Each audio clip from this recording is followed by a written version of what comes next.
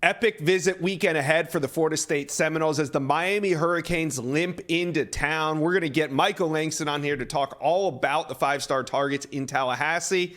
And also, can FSU flip another USC Trojan commitment? And how does FSU plan to close out DB recruiting in 2024? FSU fans, big weekend ahead. Subscribe to the On3 Recruits channel. We're going to cover it all. We'll have all the latest developments. And hey, if there's any commitments, we'll have that too. Hit subscribe for me, please. Okay.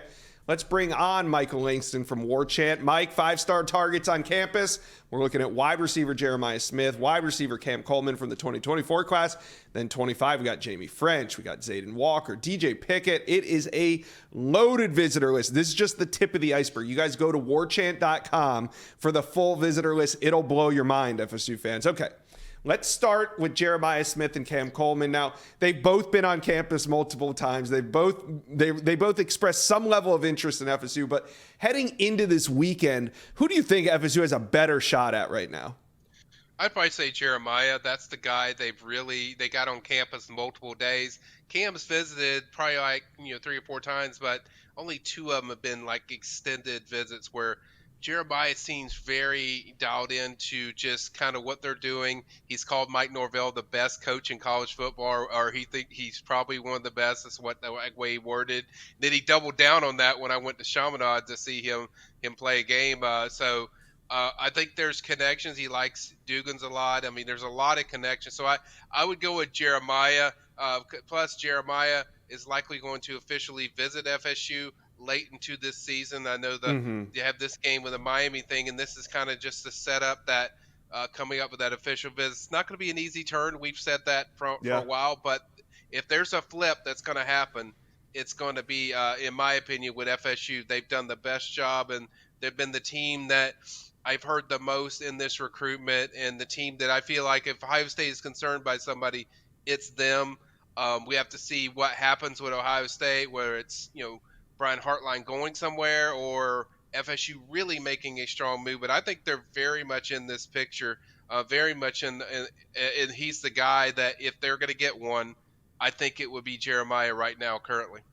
I wonder if your opinion will change coming out of the weekend, because if we remember back to early July, I know it feels like years ago now in recruiting terms, but when Cam Coleman made that surprise commitment to Texas A&M, a lot of the experts thought it was going to be Auburn, but they were also talking up FSU as a trending team in those days, back in the summer.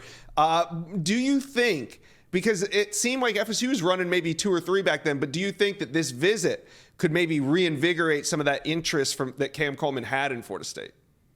Oh, absolutely. He, he's at the Seminole Showcase in early this year.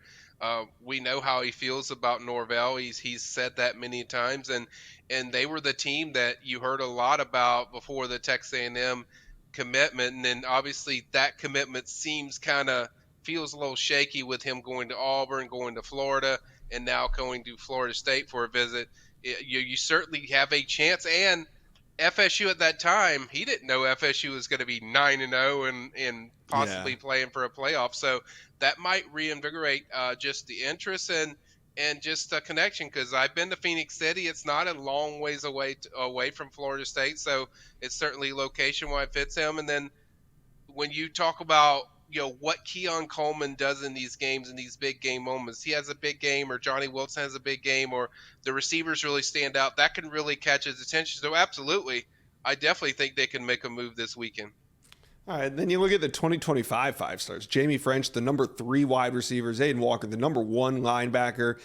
You got DJ Pickett coming in. He's the number 1 safety in the 2025 class. How important is it for Florida State to have guys like this? Now, Jamie French, he's already committed to Alabama, but they're working on a flip already with him. Yeah, they are, and there's some activity there, and they know that it's a chipping away thing, and certainly with Alabama improving throughout the season, that makes it a little bit harder for the chances. But his teammate, his quarterback, Tramel Jones, is committed to FSU. He will be there. So having a guy there that's on your team, that's a teammate and a quarterback, I think helps FSU, where you can really continue to sell that product, but also just having him there. I mean, because every time I see and I talk to these kids afterwards, there's a dramatic shift to the way kids feel about FSU before the visit and then after. It's a big change. I know you're going to have a good time and all that, but this feels a little different when Norvell gets these kids on campus. I think they see a different side of a school that they haven't seen before when you visit FSU. It's just a little bit different and unique, but certainly they're making a push there. A lot of those guys, DJ Pickett, he hasn't visited since the spring. It's been Right. a long time.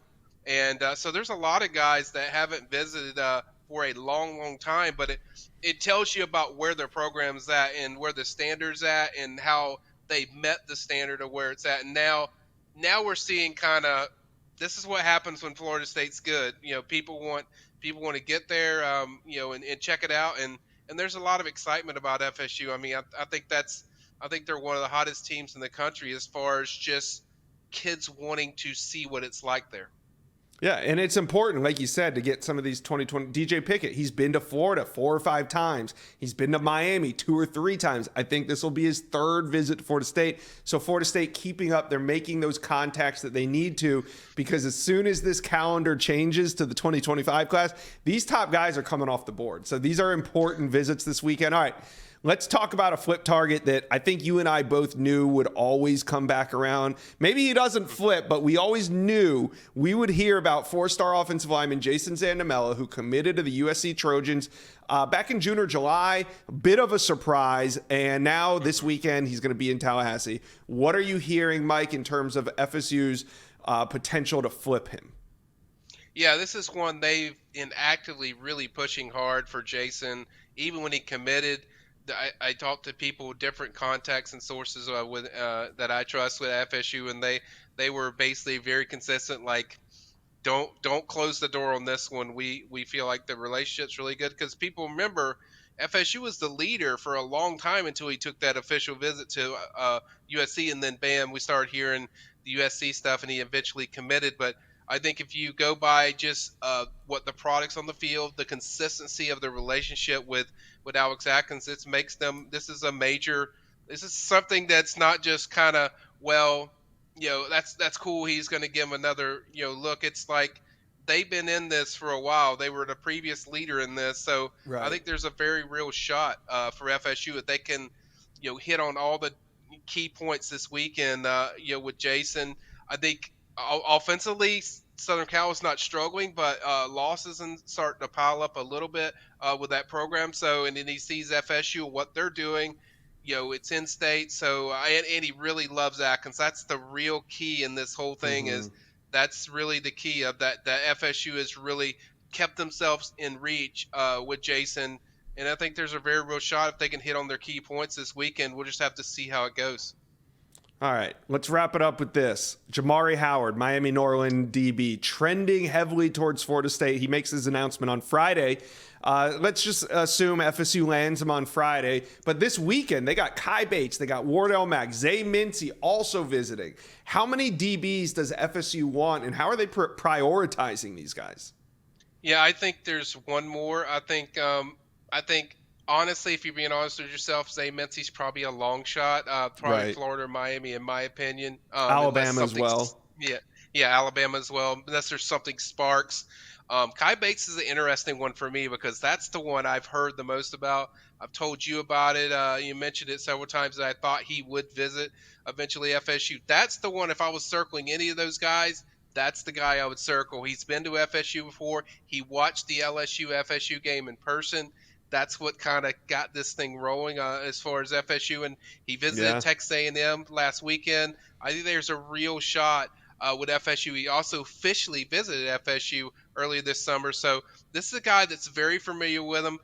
David Johnson's the main recruiter in that area. All the staff has been very involved. Mike Norvell's been very involved. Mike's gone over there for a game to have his presence there to show him, like, you're one we want.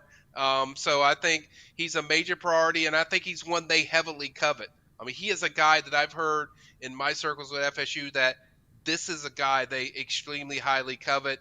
I think the other ones they like a lot, but this is one that I just consistently heard over and over that, to kind of watch for. I think the other one is the Xavier Thomas kid that's committed to Wisconsin. That's another one that I think they covet, that they like. So it's going to be interesting to see who wins out, because they're only going to take one more after assuming Jamari Howard jumps on board. So it's going to be kind of a tricky thing when you're hosting all these top recruits and top guys at the positions.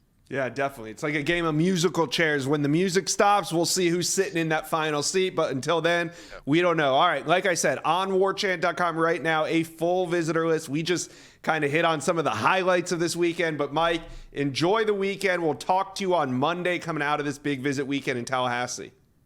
You got it, man. Thank you for watching. If you enjoyed that content, be sure to subscribe to the On3 Recruits channel. We have a new page dedicated only to recruiting. Go ahead and hit that subscribe button right now.